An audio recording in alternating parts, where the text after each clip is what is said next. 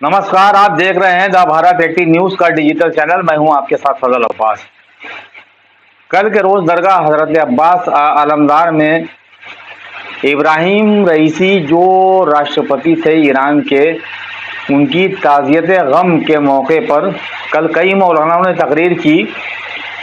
लेकिन हम आपको लखनऊ के मौलाना रज़ा हुसैन की तकरीरों के कुछ अंश दिखाते हैं और बीच बीच में हम सच्चाई भी बताते जाएंगे। तो आप पहले सुनिए मौलाना रज़ा हुसैन की वीडियो का ये अंश। कि जो नौजवान वो कहा करते थे कि अब हम अलम देख ही नहीं सकते सड़क के ऊपर, अब वो आ ही नहीं रहे, जाहिर है कि अब उसके लिए कोई कुर्बानी नहीं दी जा रही है। कुर्बानी दी गई आफ्ताब शरीयत की क़यादत में। वो जुलूस-ए अज़ा जो बंद थे, इतने साल से नौजवानों ने अपनी आंखों से देख लिया कि हाँ, ये जुलूस-ए अज़ा ये सड़कों पर किस शान से उठाए जाते हैं। सही सुना आपने कि मौलाना रज़ा हुसैन ने क्या कहा कि कल्ब जवाद साहब की क़यादत में आज़ादारी बहाल हुई, लेकिन उन्होंने ये नहीं बताया कि मदह साहबा के जुलूसों के बदले आज़ादारी बहाल हुई है। जबकि कल्ब जावेद साहब मरहूम इस बात के लिए कभी भी राजी नहीं हुए थे। इन्होंने तो ये भी नहीं बताया कि बब्बू भोपाली जो शिया जवान थे जिन्होंने आग लगाकर आत्मदाह कर ली थी आज़ादारी की बहाली के लिए, कि जिनको लखनऊ की ज़मीन भी नसीब न हुई, जो मुजफ्फरनगर की बगरा की दरगाह में दफन हैं, लेकिन पूरा क्रेडिट आज़ादारी खुलने का आफ्ताब शरीयत को मिल गया और पॉलिटिकल फाइट बन गई और अपने ख़ानदान वालों की पॉलिटिकल फाइट उन्होंने बनाना शुरू कर दी, लेकिन शिया कौम के हितों के लिए कोई काम नहीं किया।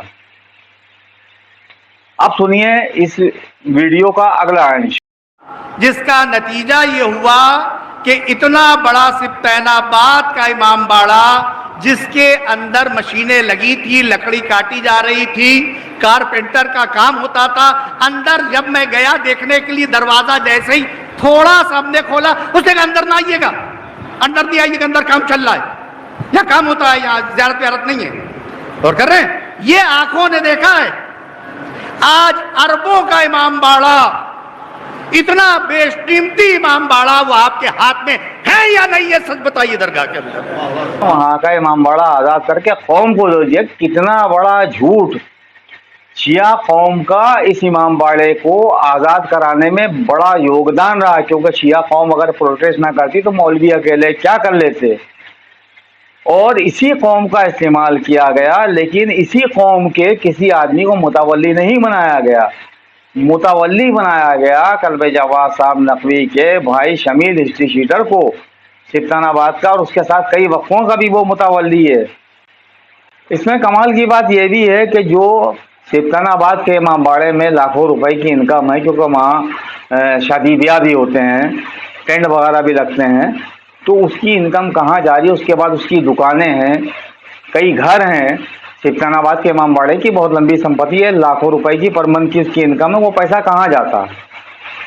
सबसे बड़ा सवाल यह है कि उस पैसे से खाली कौम के 2-3 लोगों को ठेले देकर अपना फर्ज पूरा कर दिया, इसके अलावा क्या किया?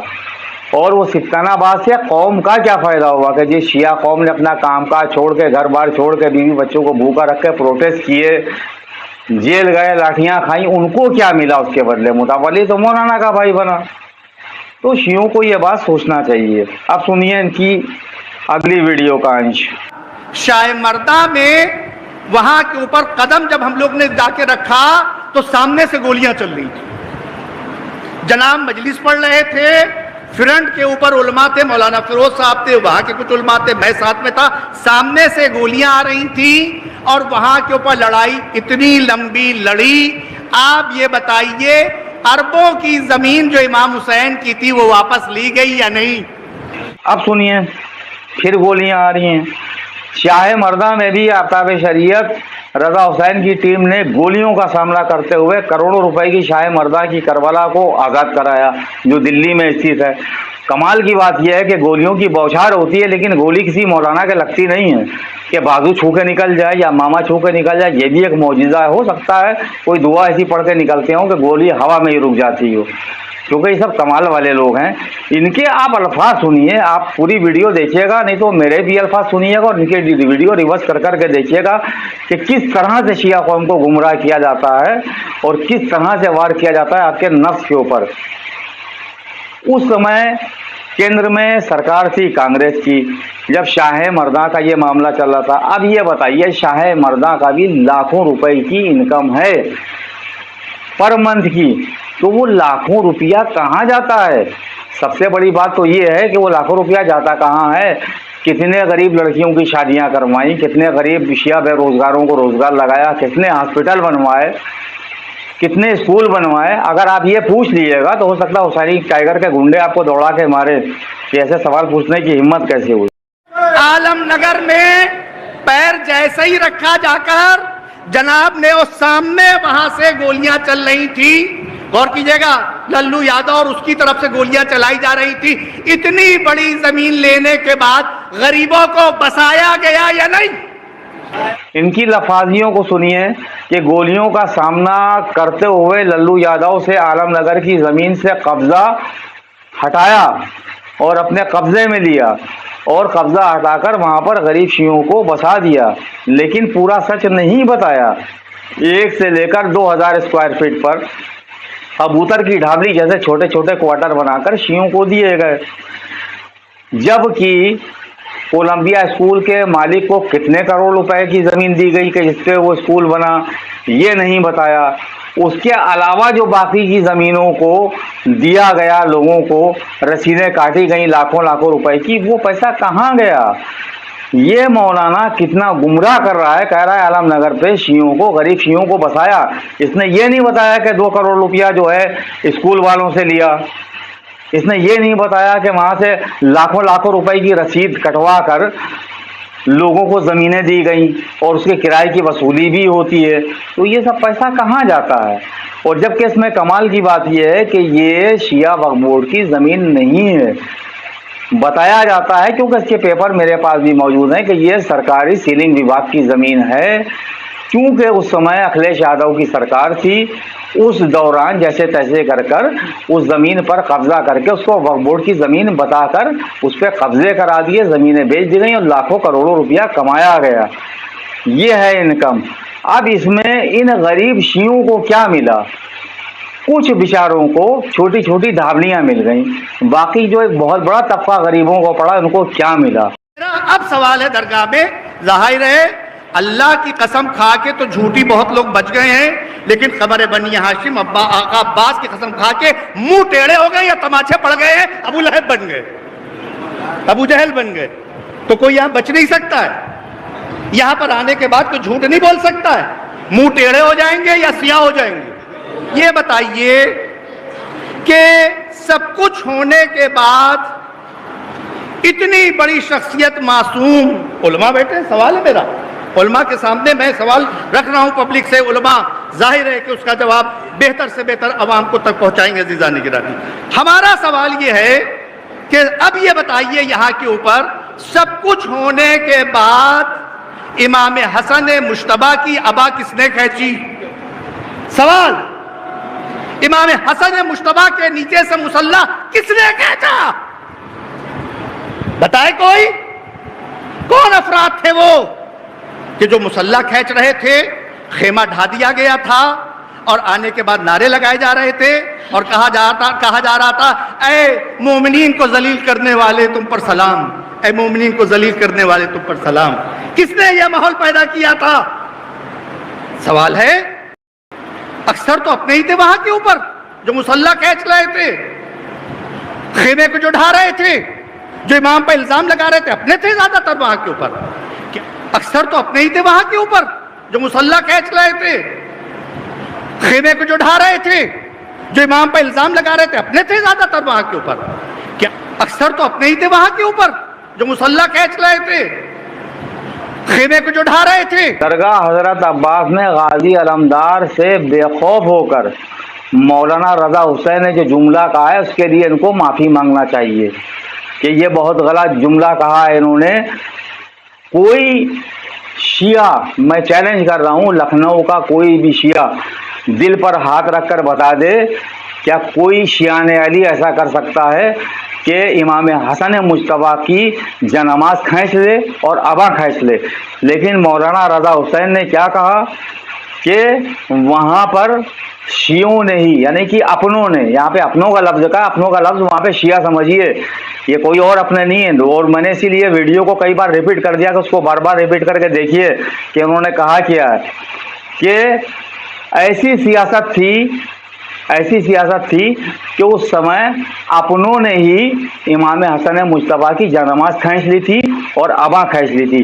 यानी कि ये दरगाह हजरत अब्बास से शिया कौम को कितनी बड़ी गाली दी गई है।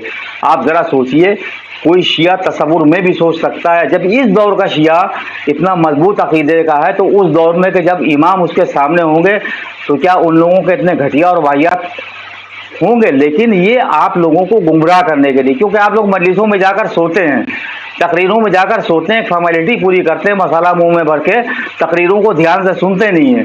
अगर तकरीरें ध्यान से सुन रहा होता, इतना बड़ा मजमा और इतने उलमा बैठे थे, तो शायद रज़ा हुसैन को वहाँ पर जवाब दे सकता था, कोई मजमे से उठ सकता था। लेकिन हो सकता है ऐसे ना उठो, कहीं आसपास हुसैनी टाइगर के गुंडे ना बैठे हों जो पकड़ के किनारे ले आके कैदे से कूट दें, इसलिए भी लोग नहीं बोलते हैं। मामला ये है, क्योंकि सबसे बड़ी बात यह है कि वो 10, 15, 20 लोग शिया कौम की लाखों की भीड़ के ऊपर हावी हैं, क्योंकि शिया कौम बुज़दिल और डरपोक हो गई, ये डरती है चंद गुंडों से। और मिंबरों से और दरगाहों से ऐसे ऐसे बयान सामने आते हैं कि जिनको देखकर पढ़ते हुए भी मुझको अच्छा नहीं लगता, लेकिन बताना पड़ता है इस कौम को जगाने के लिए कि जो ये कौम सो रही है, इसको जगाने के लिए बोलना पड़ता है। और जबकि ऐसा नहीं है, आप घर परिवार होके वाले डरते हैं तो सोचिए, क्या मैं डरता नहीं हूँ? मुझे घबराहट नहीं होती, लेकिन मैं अपने मौला पर भरोसा रखता हूँ। चूँकि जब से मैं पत्रकारिता की फील्ड में आया तो मेरा एक ही एजेंडा रहा कि अगर मैं सच हूँ, सच्चाई के रास्ते पर हूँ, तो मेरा मददगार ऊपर वाला है। और वो तमाम दोस्त हैं, मोमिन हैं, हमारे देश की जनता है, हमारे देश के अच्छे लोग हैं, इसलिए मैं ना डरता हूँ ना घबराता हूँ। जो सच बात होती है वो आपके सामने रखता हूँ।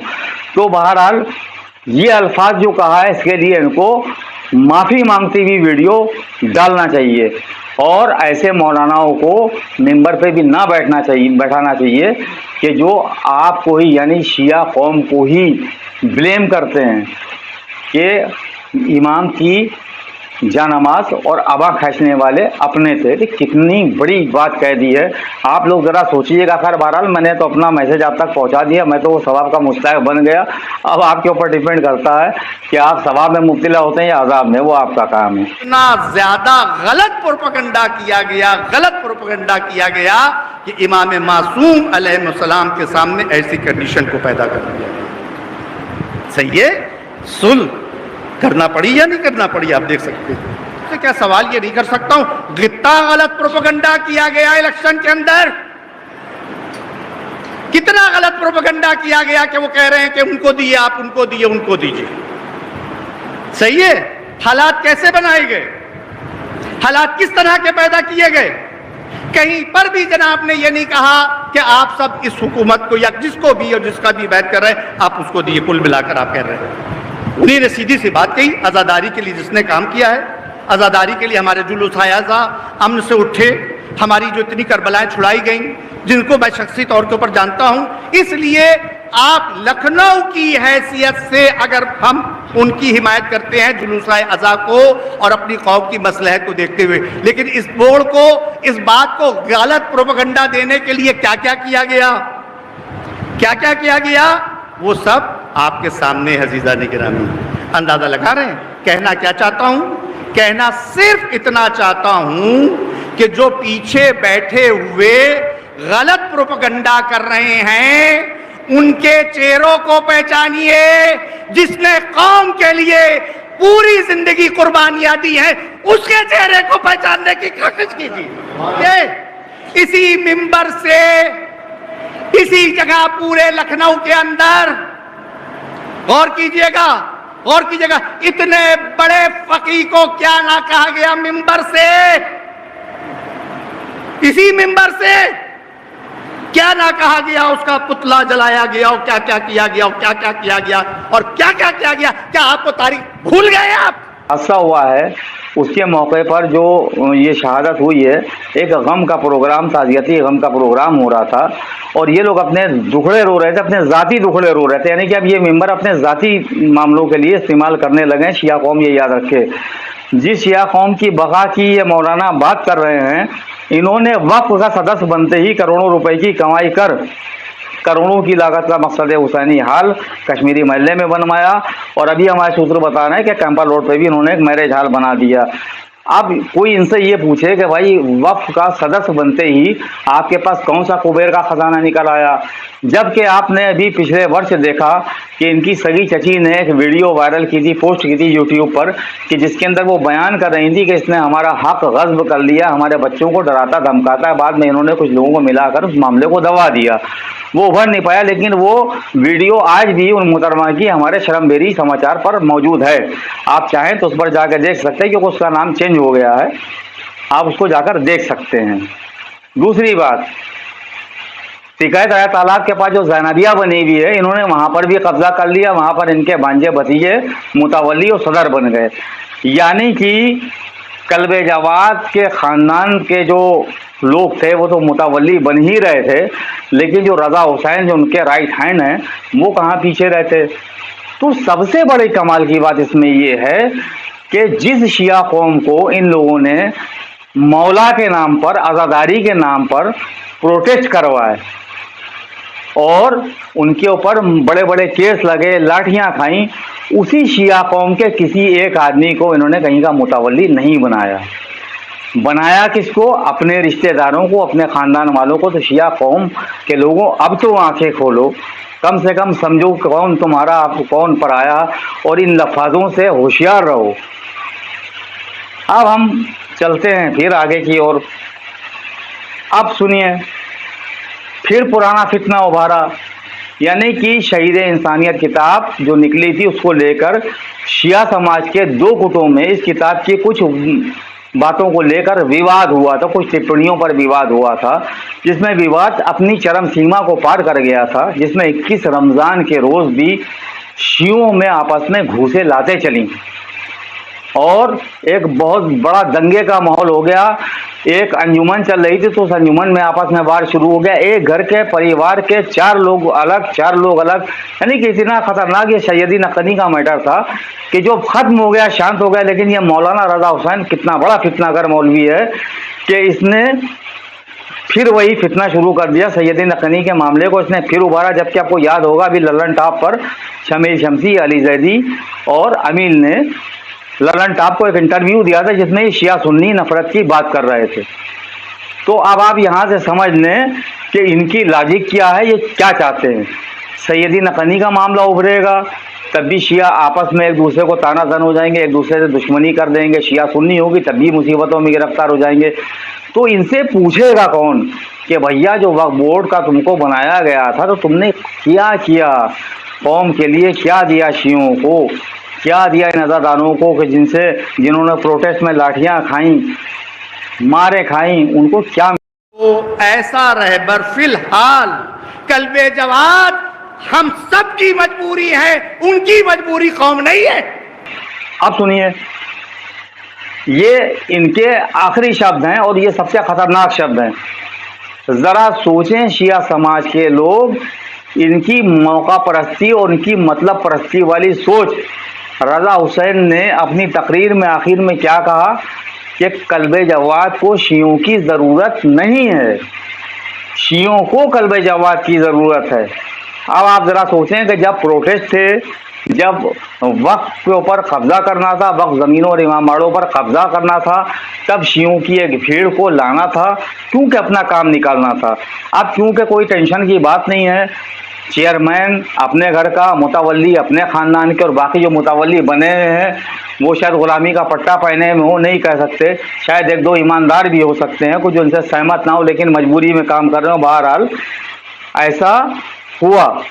अब आप ज़रा यहाँ पर सोचिएगा ध्यान से इस बात को और इनकी सोच को, कि कह रहे हैं कि मौलाना को शियों की ज़रूरत नहीं है, शियों को मौलाना की ज़रूरत है। अब शिया क्या भिखारी हैं जो उनके दर पर भीख मांगने के लिए जाएंगे? एक बहुत बड़ी बात है, लोग कह रहे हैं, मैं तो अपने जो अल्फाज है वो शेयर कर रहा हूँ। मेरी कोई ज़ाती दुश्मनी ना मौलाना से है, ना चेयरमैन से, ना शमील से है, ना शिया आवाम से। मेरे पास जो अपडेट है, जो वीडियो है, जो लोगों में चर्चा है, मैं वो आपके साथ शेयर कर रहा हूँ, आप तक पहुँचा रहा हूँ उन चीज़ों को कि जो आपने शायद हो सकता है मसाला मुंह में रखकर नींद आ गई हो, ना सुन पाए हों। और मजमा भी वैसे आजकल टेंशन और डिप्रेशन में है, क्योंकि परेशानी आजकल रोज़गार लोगों के तंग है, इसलिए लोग गफलत में, नींद में है, तो हो सकते हैं अल्फाज ना सुना हो। तो बहरहाल आपको जगाने के लिए मैं इनको फिर से रिपीट किए दे रहा हूँ कि अब आप सोचिए कि जब मकसद पूरा हो जाता है तो शियों को दूध की मक्खी की तरह किस तरह निकाल कर फेंक दिया जाता है। इसलिए हम कहते हैं कि ये बुत है। ये दौलत के सामने जो सर झुका रहा है तो दौलत उसका बुत बन जाती है। अगर ताकत के सामने सर झुका रहा है तो ताकत उसके लिए बुत बन जाती है। अगर ओहदे के सामने सर झुका रहा है तो ओहदा उसका बुत हो जाती है। शियों का जवाब कुछ शियों ने इस तरह दिया है, वो मैं आपके साथ शेयर कर रहा हूँ पढ़कर। अल्फाज उन्हीं लोगों के हैं। वो कहते हैं कि वक्फ का इश्क और इसको पाने के लिए जिसने सर झुकाया योगी दरबार में, तो वो वक्फ बोर्ड जो है वो उसका बुत हुआ। बुत कहते हैं एक मूर्ति को जिसकी पूजा की जाती है। ये मैं बताता चलूँ, हो सकता है हमारे नौजवान ना जानते हो बुत क्या होता है। और उसके बाद कह रहे हैं जिसने सत्ता की ताकत के आगे सर झुकाया, सत्ता की इताअत गुजारी में सर झुकाया, तो वो सत्ता की ताकत उसकी बुत हो गई। यानी कि वो पुजारी हो गया जो सर झुकाए हुए था, और वो उसका बुत हो गया, यानी कि मूर्ति हो गई। ये लोगों का जो है रिएक्शन। आलिम से बेहतर कोई सियासतदान नहीं हो सकता। एक अहमक का एक वीडियो भी जारी हुआ, वो वीडियो नहीं था, उसका ऑडियो था, जिसने मुझसे कुछ गुफ्तगू की थी। उस अहमक का तो हम कहने लगा कि अरे आप तो आलिम दीन हैं, आप सियासत में क्या हिस्सा ले रहे हैं, सियासत में हिस्सा ले रहे हैं तो आइए पॉलिटिकल मैदान में आ जाइए।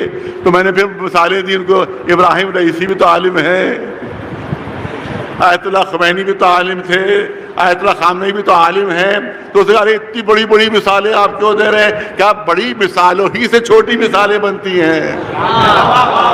अच्छा, अब इसमें गजब की बात यह है कि इन्होंने खुद को इब्राहिम रईसी जो राष्ट्रपति ईरान के, उनसे मिलाने की कोशिश की है। जबकि सबसे बड़ी बात यह, ईरान शिया देश है, शिया बहुल देश है, और वहाँ पर उलमा जो हैं वो राष्ट्रपति हैं और सदर हैं, प्रधानमंत्री हैं। तो जब शिया है तो वहाँ पर उलमाओं का सियासत में रहना, राजनीति में रहना मजबूरी है, क्योंकि उनका देश ही शिया है।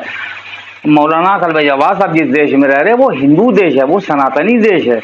ना ये यहाँ के पार्षद हैं, ना विधायक हैं, ना सांसद हैं, ना प्रधानमंत्री, ना राष्ट्रपति है। तो फिर इनको सियासत की क्या ज़रूरत। अब चलिए, खैर कोई बात नहीं, इनकी आगे के भी कुछ अल्फाज सुनते हैं, उसके बाद फिर हम।